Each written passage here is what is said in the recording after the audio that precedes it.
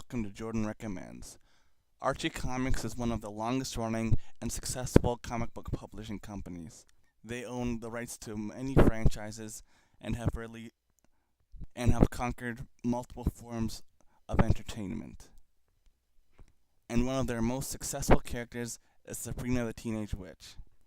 She has a long history in comics. She has also had a long and successful career on television. There have been multiple Sabrina TV shows. Sabrina's Groovy Ghoulies, the Sabrina the Teenage Witch live-action sitcom, Sabrina the Animated Series, Sabrina's Secret Life, and Sabrina's Secrets of a Teenage Witch. But the one I'm going to talk about today,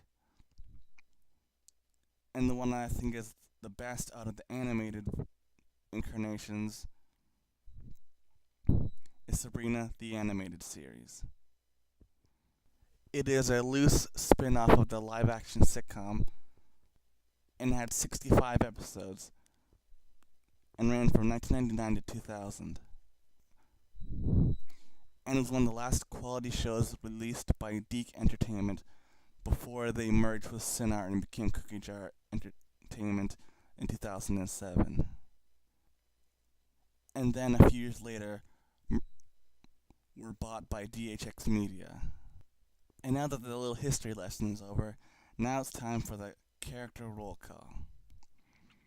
First up is the main character herself, Sabrina Spellman. She's a half-witch, which means that one of her parents was a normal human and the other one was a warlock. And she lives with her two aunts and her uncle, as well as the cat. Sabrina is headstrong and tends to jump into situations without fully gauging the consequences of her actions. She's smart, resourceful. Next up is Salem. He was once one of the most powerful warlocks, but because he used his powers for evil, he was punished by being turned into a cat. Salem is the jerk with a heart of gold. Salem is this show's version of Bender from Futurama, just more appropriate for children. He's generally mischievous and usually has a one-liner for every situation, and likes to be the center of attention. But when his friends need help, he'll do anything to help them. The next character is Zelda. She is Sabrina's aunt. And similar to Salem, she abused her magic, so as a punishment, she was turned into a 16-year-old until she could better learn to control her magic and not use it for frivolous purposes or personal gain. Zelda is often put into the role of the voice of reason, as well as giving advice to the other characters, specifically Sabrina. She is also constantly at odds with her sister Hilda, who often acts as her comic foil, as they often get into fights, which usually end with them attacking each other with magic. She is often also used as the exposition character, usually involving episodes that deal with the netherworld, which is where the monsters and magic comes from. She's often forced to bail out Sabrina after one of her plans backfires. Next up we have Hilda. Hilda is vain, irresponsible, and often at odds with Zelda. She got the same punishment as Zelda, but she has no problem using magic for personal gain.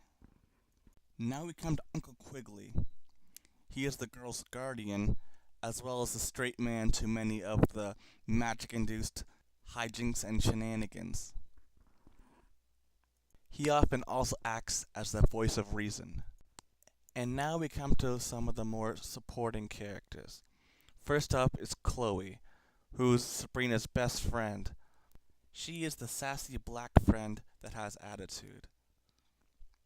and she often also accompanies Sabrina on many of her misadventures. Sometimes she's Sabrina's voice of reason, other times she's an instigator. And now we come to Harvey. He's one of the very few characters from the comics that actually appears in this show.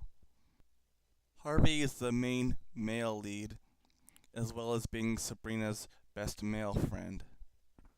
He loves video games, comics, and skateboarding, and has also shown interest for the paranormal. Harvey is what I like to call an idiot savant. A character who's not very smart, but he has so much heart, and he's so funny that he makes up for it. There are many times when it appears that Harvey is going to find out Sabrina's secret. Sabrina will trick him, or he'll think he's in a dream, or he'll just misunderstand the situation and dismiss it. He is often also harassed by a bully named Slugloaf and has a cookie friend named Pie. And now we come to Sabrina's main rival, named Jem, who's the rich kid who thinks that they're better than everyone else because they have money. She constantly insults Sabrina and does whatever she can to make Sabrina's life a living nightmare. She's like Veronica Lodge's even more bratty and entitled and elitist younger sister. It is suggested in a few episodes that Jem was neglected as a child by her rich parents, so that's why she acts the way she does. And that Harvey would rather hang out with Sabrina even though Jem is insanely rich. And that deep down she just wants a real friend. She often attempts to buy Harvey's affection by giving him stuff that she knows that he wants. Some of the show's best episodes are the Jem episodes. We get to see why she is the way she is, and that deep down she actually isn't all that bad after all. As the series progressed, she began to soften up a little bit and wouldn't go as far in her cruelty as she had gone in the earlier episodes. There are a few episodes where she is forced to work with Sabrina in order to get out of trouble. Because of how large the cast is, these are the only characters that I'll be going in depth on, because the show has many, many more characters that are reoccurring throughout this show's run. When this show came out, slice of life shows and animated sitcoms were at the peak of their popularity, so the show kind of got lost in the shuffle. The market was just getting flooded by so many shows with similar concepts. Because most animated sitcoms and slice of life shows are about the day-to-day lives of a character or a group of characters, there really isn't much variety when it comes to storytelling, so you're probably going to hear the same basic plots over and over and over again. And just by watching a few shows, you've probably seen many of these plots done before. But since Sabrina has the element of magic, that allowed the writers to take a break from a slice of life story every once in a while and do an adventure story or a sci-fi story or a fantasy story, as well as doing parodies on popular movies and TV shows. It is a shame the show is often overshadowed by more popular shows from this genre, like Recess and Pepper Ann and Doug, because the show is right up along with them. And because the show is billed as being educational and informative, that means it had to have a moral lesson or educate the audience in some way.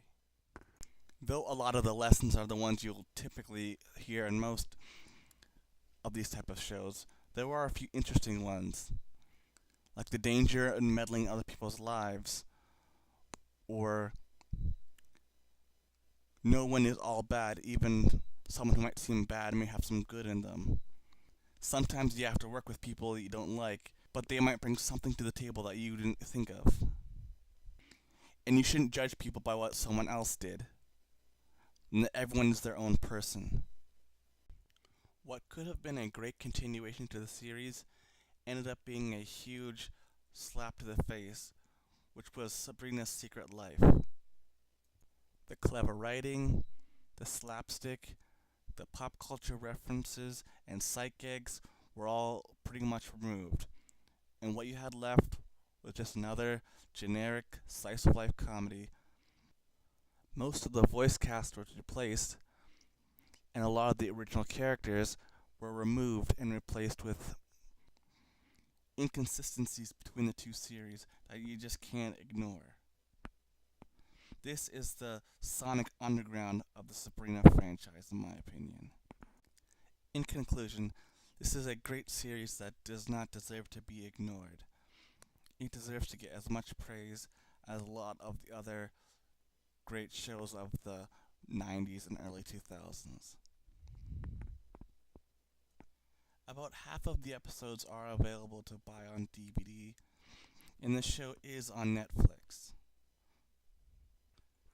Till next time, see ya.